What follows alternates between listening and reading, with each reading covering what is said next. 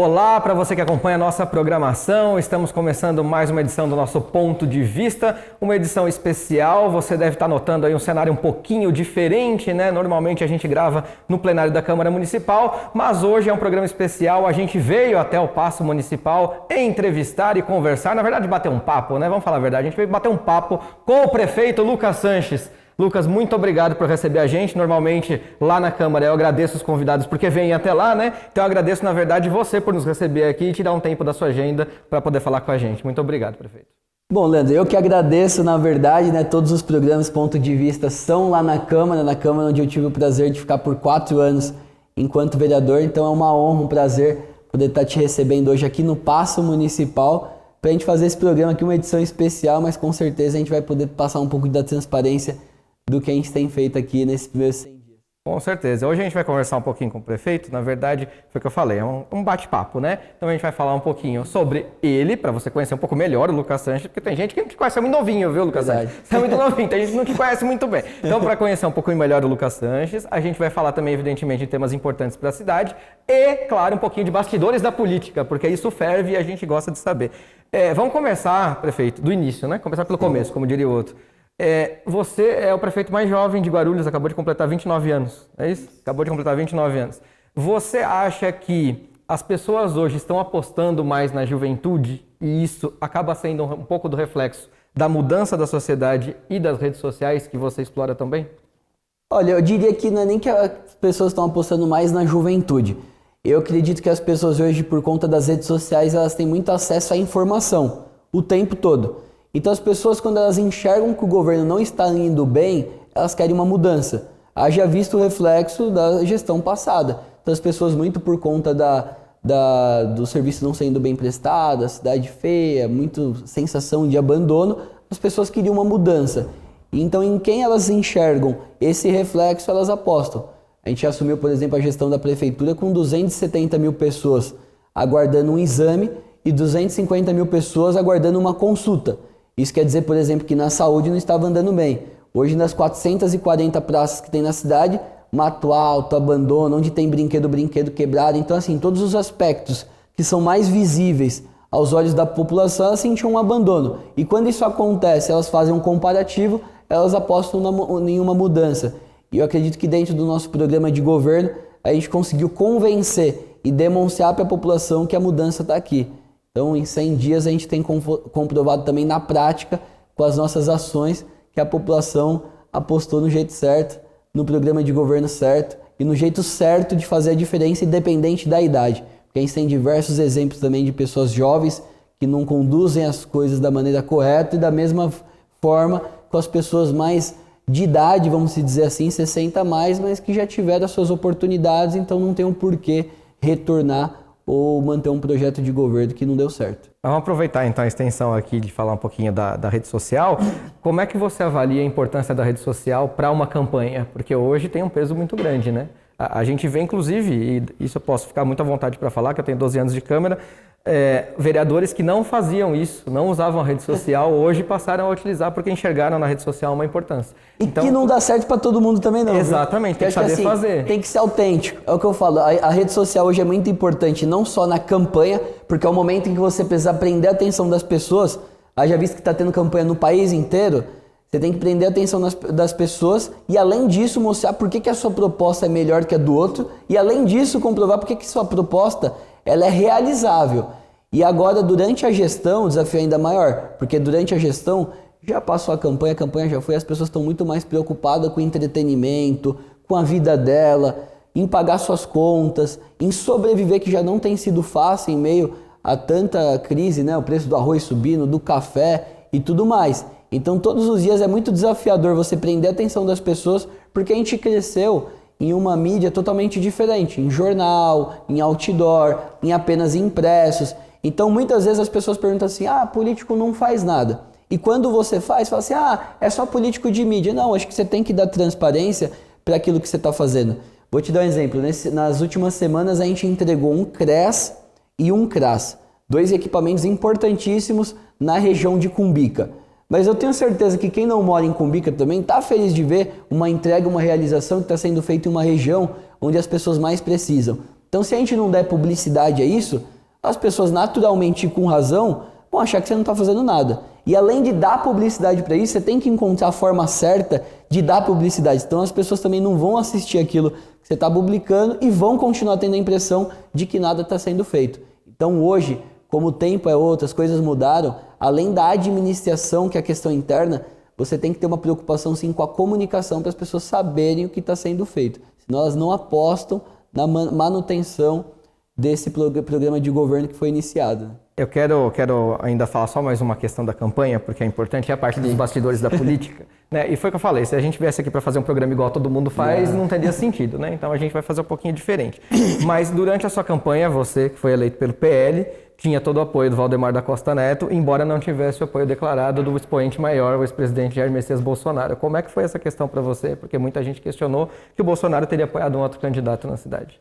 Olha, eu agi com muita naturalidade, até porque desde o início eu falava para todo mundo, eu falava assim, o desejo de disputar uma eleição não é um desejo pessoal, ele tem que ser coletivo, porque eu estava disputando a eleição contra um candidato da máquina, que era o candidato do prefeito, que naturalmente tinha o apoio do Tarcísio, e eu agi com muita naturalidade porque faziam parte do mesmo partido, e por conta disso pesou muito a questão do apoio do Bolsonaro, que já é matéria vencida. A gente tem uma boa relação, sempre foi assim também, sempre agimos de forma muito respeitosa e com cordialidade.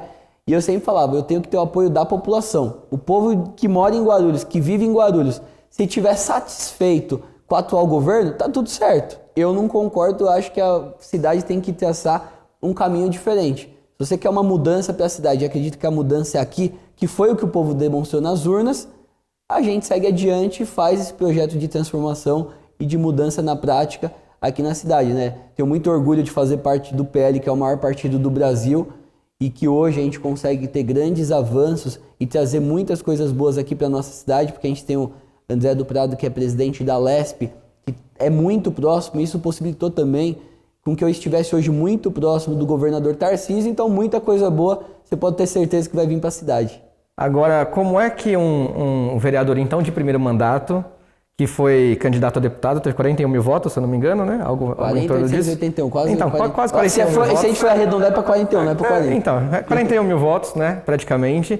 Quando é que se sente que é possível disputar a eleição e ser candidato a prefeito? E fala, dá para ganhar. Olha, eu reforço que é o momento em que a gente começa a sentir que, quando eu estou vereador, fui eleito com 4.851 votos.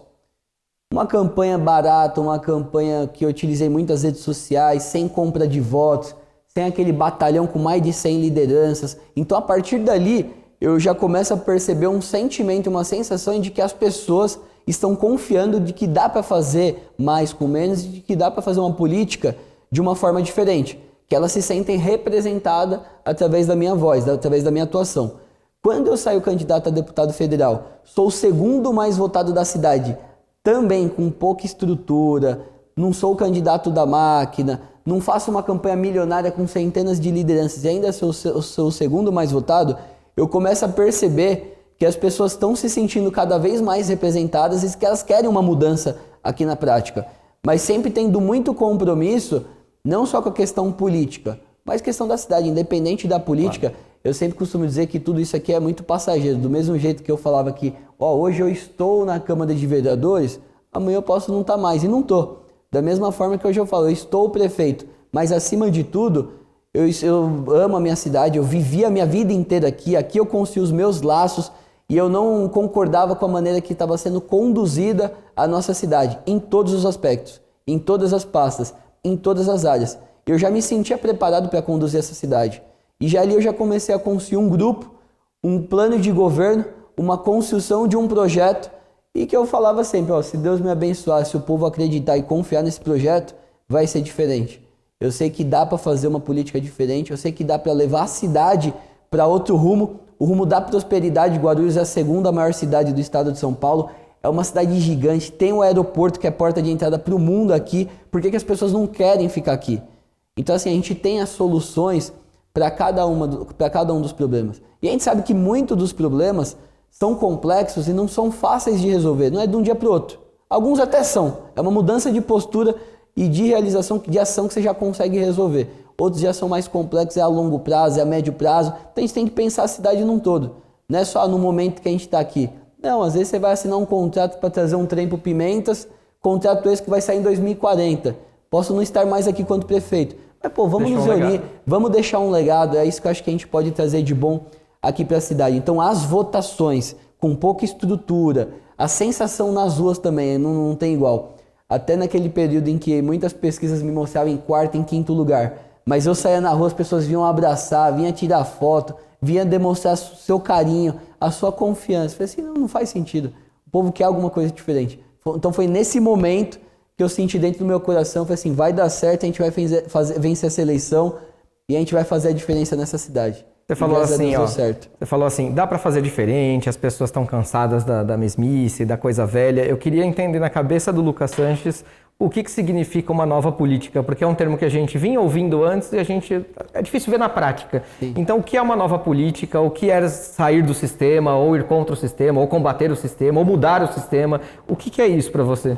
O que eu costumo dizer que é uma política diferente, você combater o sistema, é você começar a mudar as práticas que já perpetuavam aqui dentro da cidade há 10, há 20 anos. Vou te dar um exemplo. Transporte público. Assim que a gente assume a gestão aqui da Prefeitura de Guarulhos, a gente via as tabelas que os ônibus rodavam, era a mesma da época da pandemia. Naquele momento eu já determinei que 100% dos ônibus estivessem nas ruas. Eu mesmo fui pessoalmente 4 horas da manhã com os técnicos da Secretaria de Trânsito lá na prática, fiscalizar toda a escala de soltura para ver se o ônibus que estava saindo às 4 da manhã estava saindo ou não às 4 da manhã e não estava. E a gente começou a aplicar um monte de multa, reunimos com a empresa, ó, agora é outra gestão, as coisas estão mudando por aqui e o transporte, a mobilidade, o serviço tem que funcionar e tem que melhorar para a população que acorda cedo para ir trabalhar, tem que estudar. Outra questão, contratos. Só com algumas ações que a gente fez dentro de uma comissão interna que a gente criou para avaliar todos os contratos, a gente já conseguiu fazer uma economia de quase R$500 mil por mês só com contratos de aluguéis. Isso nos primeiros 40, 50 dias. Se você for olhar na prática, 400, R$500 mil por mês já é muito dinheiro. Agora imagina se você for avaliar isso em 4 anos. É quase R$25 milhões. É quase o valor que você gasta para construir o centro de referência do autismo que a gente vai construir aqui na cidade de Guarulhos. E a gente já tem um projeto dele que não vai ser o maior do Brasil, o maior da América Latina, vai ser o maior do mundo. Por quê? Porque vai ter todas as terapias que são referências em um único local. Então, quando eu falo nova política, na prática, mudança, combater o sistema, é você não abaixar a cabeça e se tornar refém de contratos, pessoas, empresas, conglomerados, monopólios, que estão aqui há 15, há 20 anos. E a gente tem que falar amém, amém, amém, e quem sofre é a população. Então, combater o sistema na prática é inverter essa pirâmide e colocar a população em primeiro lugar, que é o que a gente está fazendo desde o primeiro dia. Não é fácil porque você enfrenta a resistência, né? Com certeza. Óbvio que você vai enfrentar a resistência. Sempre assim, não veja bem, então, vamos lá. E é isso que a gente tem enfrentado e tem dado certo. Maravilha. Para a gente fechar esse primeiro bloco e já fazer aqui uma chamadinha para o segundo, né? Uma pitadinha. Você foi lá vereador, né? Esteve lá na Câmara durante 4 anos. E agora prefeito, como é a relação agora do Executivo com a Câmara? Como é que você está vendo essa gestão atual? Porque também mudou o presidente da Câmara, evidentemente, né? Foi o Tiziano, agora é o Martelo, e mudou o prefeito, então agora é o Lucas Sanches. Qual a relação do Executivo hoje com o Legislativo de Guarulhos? Como é que você vê essa relação de poderes, forças e poderes? Eu tenho tido uma ótima relação com os vereadores dentro da casa, uma ótima relação com o presidente da Câmara, e os vereadores têm sido muito parceiros, têm nos ajudado muito nas construções. Eles entenderam as políticas públicas que são prioridades dentro do programa de governo e têm se colocados como parceiro na aprovação dos projetos dentro da casa, lá na Câmara de Vereadores, mas também na relação nos bairros. Que é o que eu sempre falei, não só durante a campanha, mas enquanto gestão. A prioridade, a gente tem que pensar a cidade dos bairros para o centro. As pessoas vivem nos bairros e muitas vezes elas têm que fazer uma maratona para conseguir ser atendida no serviço, vir para o centro da cidade. E o vereador, ele acaba sendo o elo político mais próximo da população. Ele é cobrado, eu estive lá na Câmara. Então, o que facilita muito a boa relação com os vereadores, ser o fato de 3 meses atrás eu estar lá. É o que eu falo para eles, eu falo assim, 3, 4 meses atrás eu estava sentado nessa cadeira. Eu sei a importância que um vereador traz e a aproximação que ele tem com a população. E vocês entenderem também quais são as prioridades do governo, facilita, porque Dentro dessas prioridades, vocês já podem ir conduzindo com a população, enxergando os problemas do bairro, da região, que de acordo com a prioridade do governo, a gente pode resolver eles o mais rápido possível, e aqueles que são um pouco mais complexos, a gente vai conduzindo paralelamente para resolver na prática a dor da população que mora ali na ponta, no bairro, e muitas vezes está distante do centro. Tem que alinhar, a gente ainda vai ver muitos capítulos ainda da relação Câmara-Prefeitura. Eu vou fazer aqui uma pausa, vamos pro intervalo, vamos dar um brinde aqui, ó. Vamos tomar uma aguinha aqui pra gente fazer o intervalo, ó. Daqui a pouquinho a gente volta aqui mais com o prefeito pra gente falar um pouquinho da relação também da Prefeitura com o servidor público e muito mais. Já já a gente volta.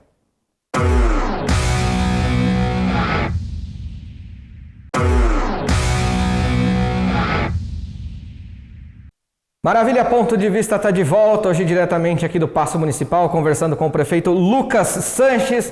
Na ida para o intervalo, falei que a gente ia falar da relação da Prefeitura com o funcionalismo público, mas antes, já, porque antes temos mais um teminha aqui, que esse, na verdade, prefeito, a gente ouve muitas pessoas trazerem, né? A gente ouve nos bastidores, então eu acho legal a gente conversar sobre tudo e esclarecer, porque uma coisa que eu notei que você tem como virtude, das muitas que com certeza você tem, é não fugir de nenhuma resposta. Isso eu vi que você sempre está preparado para responder qualquer pergunta. Isso eu acho muito importante.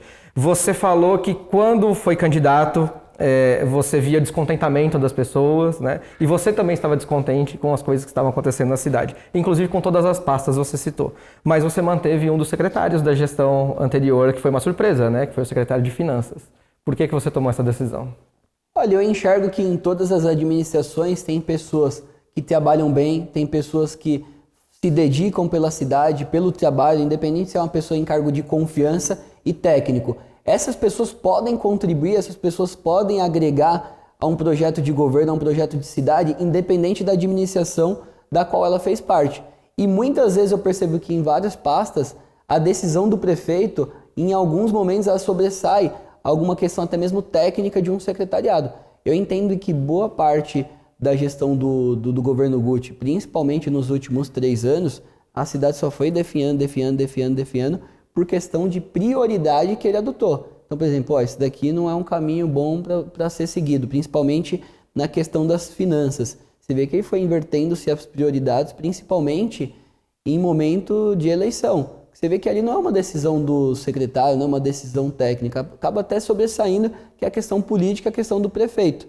Então, uma das decisões para ser mantidas não somente um secretário, mas vários outros cargos também que se mantiveram, até mesmo comissionados, é porque dentre 22 mil pessoas, tem muita gente boa que merece continuar, muita gente que você precisou trocar, que foi a grande maioria, dentre secretários, diretores e adjuntos, e é assim que a gente consegue fazer o projeto de mudança que a cidade precisa, tendo pessoas capacitadas, pessoas técnicas, pessoas que amam a cidade, em meio a 22 mil pessoas.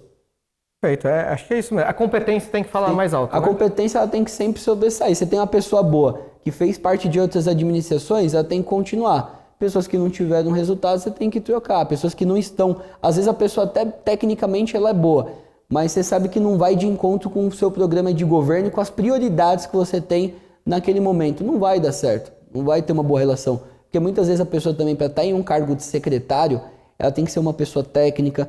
Politicamente, ela tem que estar de encontro com o seu programa de governo, ela tem que ter capacidade de gestão e de liderar também o secretariado, a relação que ela vai ter com os concursados, com o secretariado. Por isso que muitas vezes também você tem pessoas que falam assim, poxa, por que eu não estou ali naquele espaço? Porque tecnicamente isso é muito bom, mas talvez para gerir, para administrar, para liderar uma pasta, talvez não.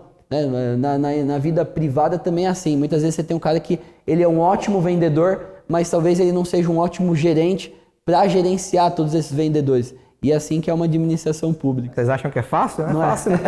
Se fosse fácil, não era difícil, né? A gente não estava aqui. Falar um pouquinho da relação da prefeitura com o servidor público. A gente teve aí, algum tempo atrás, você também acompanhou de perto, uma questão delicada com a Proguaru, lembra? Com a extinção, então muitas famílias com problemas e tal. Como que a sua gestão está vendo a relação com o servidor público? Que tipo de valorização você pretende dar ao servidor público? A gente lembrava das demandas dos vereadores quando a prefeitura queria dar um reajuste menor do que a inflação, que já achatava o poder de compra. Se falava muito na Câmara em dar um reajuste pelo menos no mínimo da inflação? Como é que hoje, sentado na cadeira de prefeito, você vê essa relação? E se é possível, até porque estamos às voltas com o dissídio, né? Sim. Daqui a pouco tá batendo na porta. Hein? O que eu sempre defendi enquanto vereador, e sempre foi uma visão minha macro, e hoje não muda enquanto prefeito. O trabalhador, para ele trabalhar motivado, engajado, em qualquer área que seja na administração pública ou na privada, para ele estar motivado em trabalhar, ele tem que ser bem valorizado. Isso passa na questão salarial, mas passa também no ambiente em que ele trabalha. E eu reforcei muito isso na nossa conferência de saúde do trabalhador, na qual eu estive agora recentemente, nos últimos dias. Que eu falava ali o seguinte: se você for olhar todas as nossas unidades básicas de saúde, estou dando um exemplo de uma área só, de toda a gestão de todas as secretarias. Na área da saúde, das 69 UBS que a gente tem na cidade, só 3 atendia a capacidade da região a partir do momento que a gente assumiu. Ou seja, além de não atender a capacidade de atendimento à demanda de todas as regiões, você tinha unidades totalmente precárias. A UBS do SECAP, por exemplo, tinha mais balde do que funcionário trabalhando. Goteira, infiltração, ventilador quebrada. Quando você tem um ambiente desse, você pode aumentar 15, 20% do salário. O cara não vai querer trabalhar ali. Ele não vai se sentir bem, porque ele não consegue atender bem a população. A população, por não ser bem atendida, vai ter aqueles pequenos casos que vai descontar toda a raiva dela nos funcionários, e aí você vê cada vez mais os índices de problemas de saúde aumentando, cada vez mais, principalmente enquanto os trabalhadores. Aqui, por exemplo, no Paço, na Secretaria de Governo, quando a gente chegou, também era um ambiente assim. Na Secretaria de Governo não tinha onde os trabalhadores almoçarem. Era uma salinha, um cubículo ali que só cabia uma cadeira com dezenas de funcionários. Um ambiente totalmente insalubre. Ali nos controladores de acesso, por exemplo, quando vocês passaram aqui para entrar aqui no Paço, era debaixo de sol e debaixo de chuva, os funcionários ali, os trabalhadores levantando e abaixando a cancela, a gente colocou ali um portãozinho automático. A gente já iniciou um grande projeto de reestruturação de todas as unidades básicas de saúde.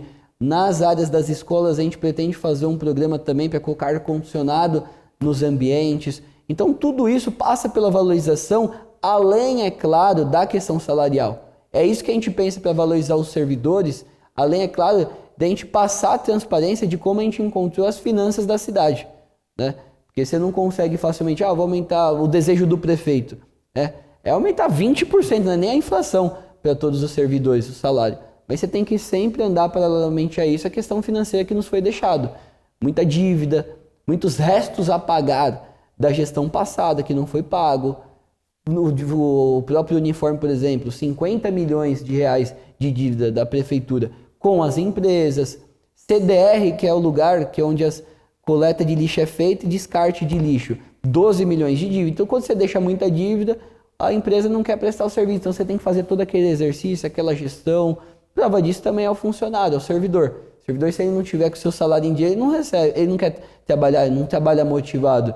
E desde o primeiro dia, a gente não só pagou o salário em dia, pelo contrário, a gente sempre pagou com antecedência, 3, 4 dias antecipadamente, justamente para fazer esse dinheiro girar, pagar a conta em atraso e movimentar também a economia. Mas como ninguém está ouvindo a gente, o que você acha possível de fazer com o orçamento desse ano? Será que se consegue chegar no índice inflacionário? A gente está fazendo todo esse mapeamento das dívidas, dos restos a pagar. Como eu te disse, a gente instituiu uma comissão justamente para enxugar gastos desnecessários. Teve contrato de aluguel que a gente reduziu 10%, reduzimos 20%, reduzimos 30%, justamente para fechar a torneira. Alguns contratos, inclusive, a gente já vai anunciar em breve a rescisão. Por quê? Tendo essa economia aqui que a gente está fazendo esses ajustes, cortando gastos, enxugando aquilo que é desnecessário, a gente consegue ter uma visão mais macro para aí sim poder anunciar o que a gente vai ter de questão salarial para os servidores. Porque tem muitos serviços também que, se a gente não fizer enxugar esses gastos, a gente não consegue, inclusive, manter serviços essenciais. Isso não vai acontecer. Todos os serviços vão ser mantidos e, além de mantidos, a gente vai ampliar aquilo que é bom, a gente vai colocar em prática aquilo que é bom, mas com isso a gente precisa sempre andar paralela à questão financeira, por isso que a gente está cortando tudo quanto é gasto desnecessário e enxugando aquilo que não é preciso. Outra questão vinculada à parte do funcionalismo, a gente sempre viu debates na Câmara ali sobre a questão da terceirização, né, que era uma coisa bastante criticada. Como é que você vê a questão da terceirização na sua gestão? Mais uma vez eu volto a dizer, enquanto vereador, A minha visão não mudou agora enquanto prefeito. Eu sempre digo que independente se o cara é comissionado, se é concursado, se é terceirizado, quando se tem uma boa gestão e valorização, as coisas funcionam e as coisas andam bem. Vou te dar um exemplo do Hospital Pimentas. Ali havia um contrato com uma UES há anos, há década, não diferente agora da maneira que a gente assumiu. Mas o que eu percebia? Que a gestão passada ela simplesmente coloca ali uma UES para administrar um hospital e larga a mão. Quando você faz isso, independente se a gestão é da prefeitura ou existe um contrato com uma empresa que administra, não vai funcionar e não vai dar certo e não dava certo ali. A gente viu o caos ali de pessoas aguardando na fila do corredor, aguardando há 50, 60 dias para fazer uma cirurgia. Não tinha roupa de cama para os pacientes que hoje tem. Não tinha roupa para os funcionários que hoje tem. Não tinha estoque de medicamentos, de insumos que hoje tem. A gente está trocando todas as camas, todos os colchões. Isso passa também por uma valorização. Imagina só você funcionário, você ir trabalhar em um hospital, se você ter que levar a luva da sua casa, você ter que comprar com o seu dinheiro, porque se você não comprar, você vai ser xingado ali por parte da população, você vai adoecer, porque você não tem o básico ali para trabalhar. E hoje tem. Por quê? Porque eu entendo que, principalmente na questão da saúde, a parte do planejamento passa pela Secretaria da Saúde. A parte da fiscalização passa pela Secretaria da Saúde. O acompanhamento ali, a gestão a 4 mãos, passa pela Secretaria da Saúde. Quando você está fazendo isso, você está falando o quê? Quando você tem uma terceirização, você não está delargando, você está delegando, que é totalmente diferente. Isso a gente tem que aplicar em todas as pastas. Mesma coisa na educação. Quando você tem uma creche conveniada, se você simplesmente terceirizar e largar, vai dar errado. Se você participar do planejamento a 4 mãos, vai dar certo. Então essa é a visão do prefeito. Que o concursado, que o comissionado, quando você tem uma boa gestão, as coisas funcionam.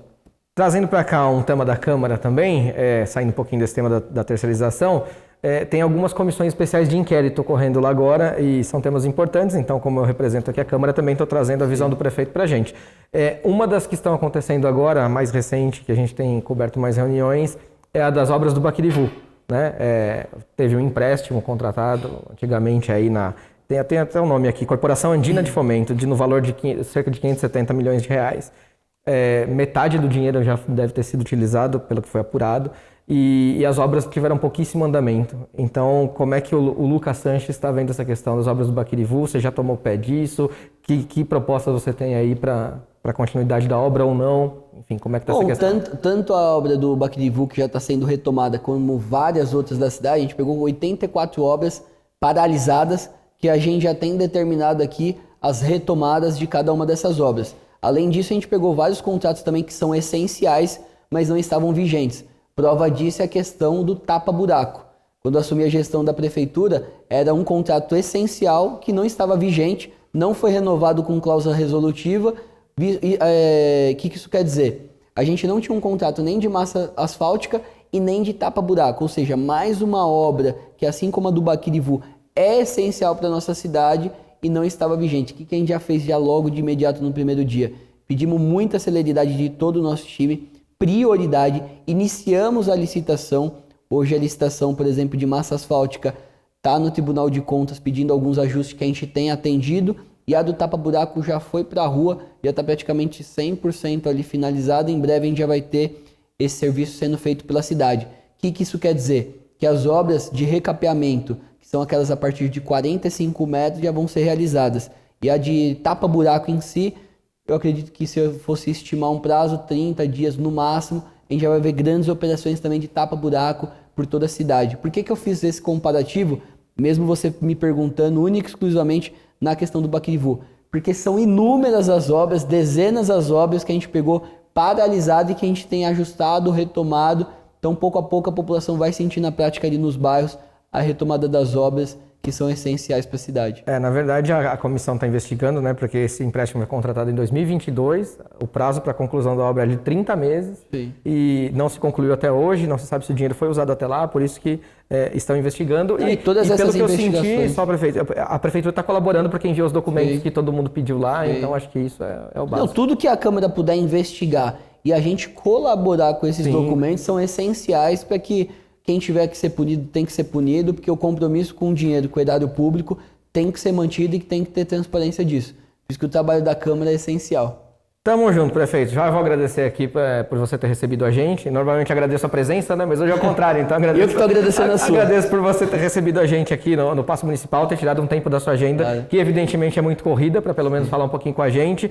Acho que foi uma entrevista muito bacana. A gente tenta fazer uma coisa diferente, né? O que eu digo da maioria, então espero que as informações possam ter aí servido também para a população se informar cada vez melhor, porque esse é o nosso papel enquanto órgão legislativo. E agradeço por você ter respondido todas as perguntas. Evidentemente você não foge de nenhuma, essa eu acho uma grande virtude e vou ressaltar aqui, mas agradeço muito por ter recebido a gente. Fique à vontade para uma consideração final. Esse espaço aqui é seu, esse último minuto, fica à vontade aí. Obrigado mais uma vez, Leandro. Aproveitar aqui a audiência do programa Ponto de Vista, TV Câmara, no qual eu tive o prazer de estar na Câmara enquanto vereador por 4 anos, poder hoje retornar de uma forma mesmo que simbólica aqui no Paço Municipal, enquanto prefeito, para poder prestar contas, transparência de como tem sido esses 100 primeiros dias. Claro que foi breve aqui essa entrevista, espero ter outras oportunidades também aqui para esclarecer o andamento da gestão, mas eu agradeço a oportunidade e a audiência e vou estar sempre aqui à disposição, assim como todo o nosso time da Prefeitura. E eu sempre brinco lá com os nossos convidados, porque a gente recebe muitos artistas também, eu falo assim, quando ficar rico e famoso, não se esqueça da gente. No seu caso quando estiver em ascensão mais ainda, tá lá, deputado, presidente, não esquece da gente. De jeito nenhum, vou estar sempre à disposição, porque aqui é a cidade que eu amo, que eu vivi a minha vida inteira, que eu pretendo também ter meus filhos, meus netos, eu sempre vou estar aqui à disposição.